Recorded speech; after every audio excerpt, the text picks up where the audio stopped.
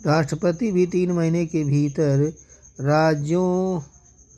राज्यों से आए विधेयकों पर करे निर्णय। Supreme court.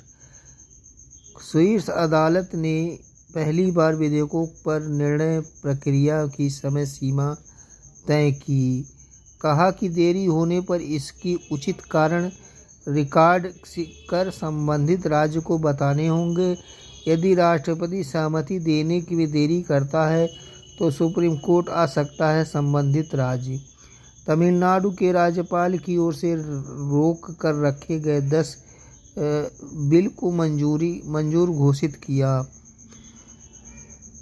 सर्वोच्च अदालत ने कहा कि 201 में राष्ट्रपति के पास कोई पॉकेट या पूर्ण वीटो नहीं। अनुच्छेद 201 में सेल डिक्लेयर शब्द का इस्तेमाल किया गया है, जिसका मतलब होता है कि 2 में से एक विकल्प को उन्हें चुनना होगा, या तो वह उस विधेयक को मंजूरी दें या फिर उस पर मंजूरी रोक लें। अपने 414 पृष्ठों के फैसले में राज्यपालों और राष्ट्रपति के लिए व्यवस्था तय की गई है। यह फैसला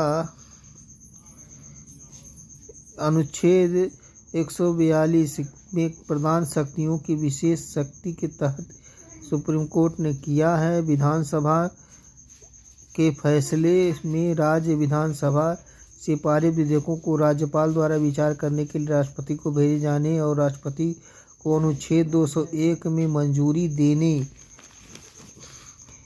प्राप्त शक्तियों की विस्तृत व्याख्या की है। कोर्ट ने कहा कि अनुच्छेद 201 में राष्ट्रपति के निर्णय लेने के लिए कोई समय सीमा तय नहीं है, लेकिन फिर भी उन्हें तर्कसंगत समय में निर्णय लेना चाहिए। अनुच्छेद 201 में मिली शक्ति तर्कसंगतता के नियम सामान्य नियम में कोई छूट प्राप्त नहीं है। कोर्ट ने कहा कि प्रकृति सहकारिता कमीशन, पूंजी कमीशन की रिपोर्ट और गृह मंत्रालय का 4 फरवरी 2016 को जारी मेमोरेंडम को देखते हुए राष्ट्रपति को राज्यपाल द्वारा विचार के लिए भेजे गए विधेयक पर 3 महीने के भीतर लेना चाहिए। अगर यह समय सीमा तय पार हो जाए तो या देरी हो जाए तो उसके उचित कारण रिकॉर्ड किए जाने चाहिए और संबंधित राज्य को बताना चाहिए।